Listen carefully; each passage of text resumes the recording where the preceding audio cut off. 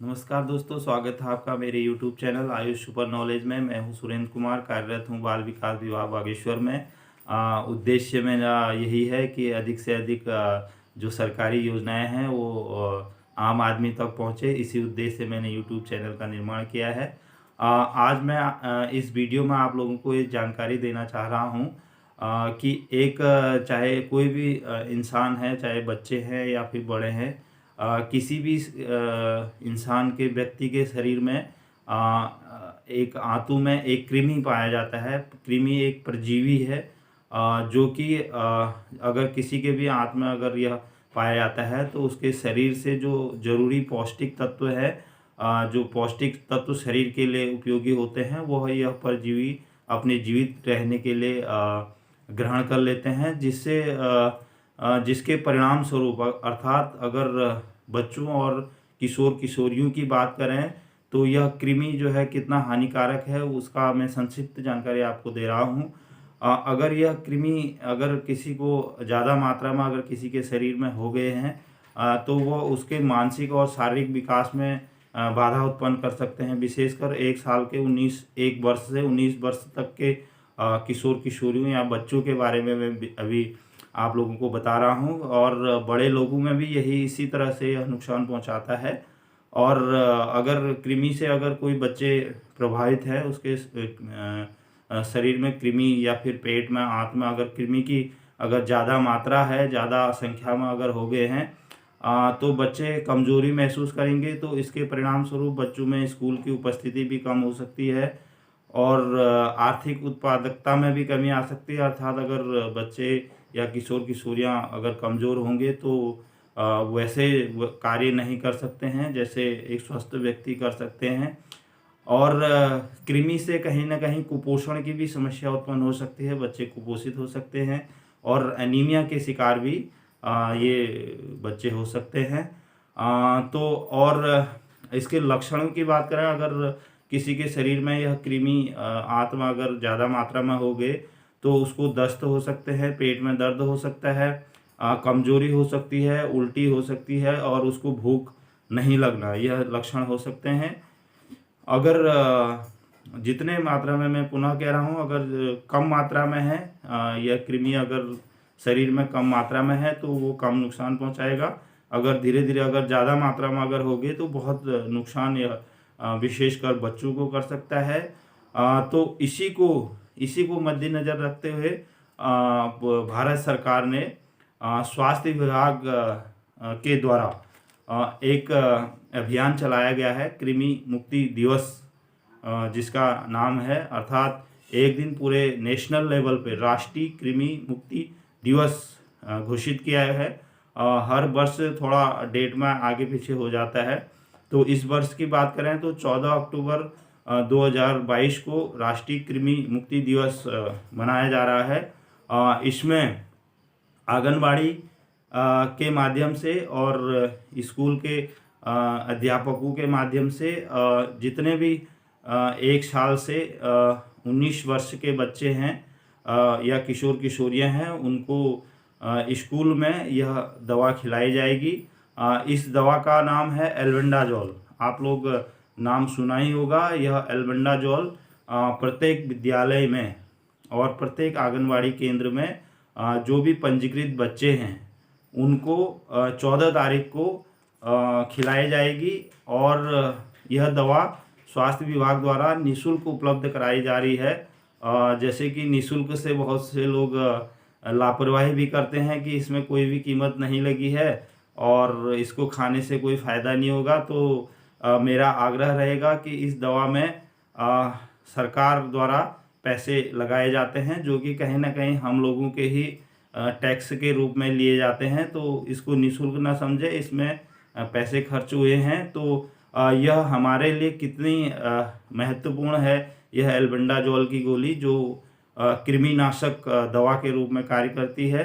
प्रत्येक व्यक्ति को साल में 2 बार यह दवा लेनी ही चाहिए, क्योंकि कहीं ना कोई रूप में हमारे आंतों में यह कृमि जो है पहुंच जाता है। तो अगर हम इसको एक बार 6 महीने में एल्बेंडाजोल 400 mg की जो गोली है इसको ले लेंगे तो उससे 6 महीने तक उसका असर होता है, अर्थात 6 महीने तक जो भी ये परजीवी कृमि अगर किसी के शरीर में, आंत में अगर पैदा हो गया है तो वह ख़त्म हो जाएगा। तो इसलिए सभी, कोई भी एक भी चाहे अभी जो यह अभियान चल रहा है 1 से 19 वर्ष तक के बच्चों और किशोर किशोरियों के लिए चला है। सिर्फ इसमें जो एक से इस दवा को कैसे लेनी है उसके बारे में आप लोगों को थोड़ा सा जानकारी दे दूं। 1 से 2 वर्ष के बच्चों को आधी गोली दी जानी है। आधी गोली उसको चम्मच में मैश करके, पीस करके 2 चम्मच मिलाएंगे, 2 चम्मच के बीच में गोली, आधी गोली रखेंगे और उसको चम्मचों से पीस के पानी में घोल के उसको खिलानी है। और 2 से 3 वर्ष के बच्चों को भी 1 गोली देंगे। 2 से 3 वर्ष के बच्चों को 1 गोली देंगे, उसको भी पीस के चम्मच, 2 चम्मच के मध्य रख के दवा को पीस के खिलाई जाएगी। और कोशिश करें कि विशेष रूप से बच्चों का जो दवा खिला रहे हैं वो चम्मच साफ हो और साफ पानी का प्रयोग हम लोग दवा खिलाने में करें। विशेषकर छोटे बच्चों में थोड़ा बहुत कोई इसके साइड इफ़ेक्ट हल्का फुल्का होने की संभावना हो सकती है अगर हम सही तरीके से उसको नहीं खिलाएंगे।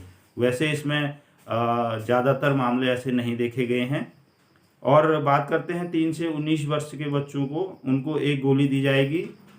यह गोली स्वाद में बहुत मीठी है और उसको चबा चबा के, हल्का चबा के और पानी के साथ यह दवा ली जा सकती है 3 से 19 वर्ष के बच्चों के लिए। यह भी सलाह देंगे कि पानी शुद्ध हो और जो दवा दी जा रही है उसको जो है सफाई का इसमें ध्यान देना है। कोविड नियमों का इसमें पालन करने की भी आवश्यकता है।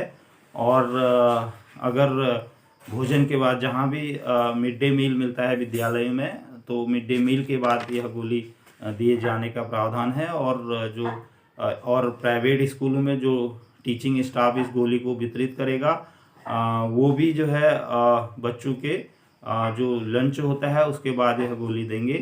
उम्मीद करता हूँ कि अधिक से अधिक लोग इसका लाभ लेंगे और कोई भी बच्चे इससे छूटे ना। अगर माना कोई कारणवश अगर कोई बच्चे बीमार हैं या फिर अन्य कारणों से स्कूल में अनुपस्थित हैं तो उनको यह गोली मॉप अप राउंड का एक डे फिक्स किया गया है 17 अक्टूबर को, तो उनको 17 अक्टूबर को खिलाई जाएगी। लेकिन कोशिश करें कि 14 अक्टूबर को एक विशेष अभियान के तौर पे सभी बच्चों को यह गोली दी जाए और जो बीमार बच्चे हैं उनको छोड़ के बाकी सभी बच्चों को यह गोली दी जानी है। और कोई कारणवश छूट जाते हैं तो 17 अक्टूबर को ये गोली एक अभियान के तौर पे इसको चलाया जा रहा है ताकि जो मैंने आपको बताया कि इतने दुष्प्रभाव इसके हो सकते हैं तो बच्चों के लिए। और यह अभियान अभी निःशुल्क है, तो अन्य लोग भी, जो बड़े लोग हैं, वो भी साल में 2 बार 6 महीने में 1 बार यह एल्बेंडाजोल की गोली अवश्य लें, जिससे कि उसके शरीर में जो एक कृमि है और यह इससे छुटकारा मिल सके।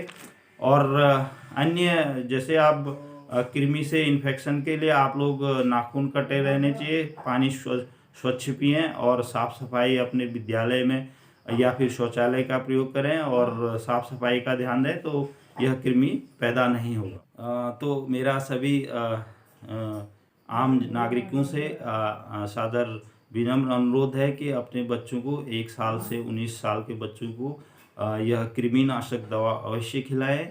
और सभी आंगनबाड़ी कार्यकर्ती और आशा कार्यकर्ती और जो संबंधित विद्यालयों के शिक्षक गणों से भी अनुरोध रहेगा कि यह गोली बहुत सावधानी पूर्वक, साफ सफाई से और कोविड नियमों का पालन करते हुए और सभी बच्चों को अपने सामने ही अवश्य खिलाएं और किसी भी बच्चे को घर के लिए गोली ना दें और अपने सामने ही बच्चों को खिलाएं। और ध्यान देने योग्य बात यही है कि उससे पहले थोड़ा सा भोजन उसने किया होना चाहिए।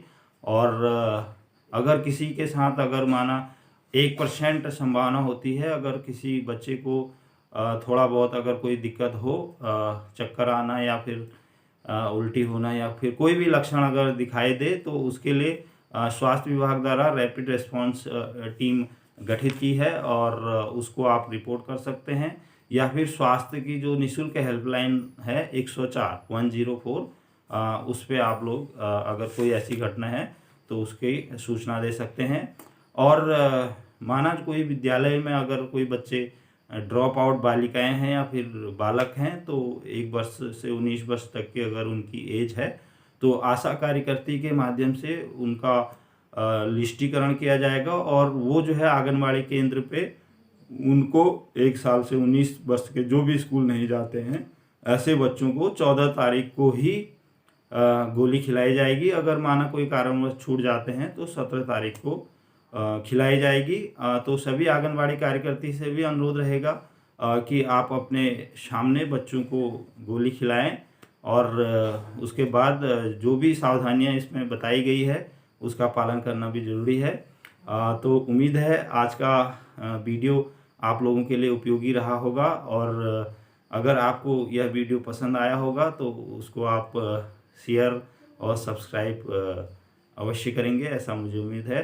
आज के वीडियो में बस इतना ही। आप सभी का बहुत बहुत धन्यवाद। Thank you.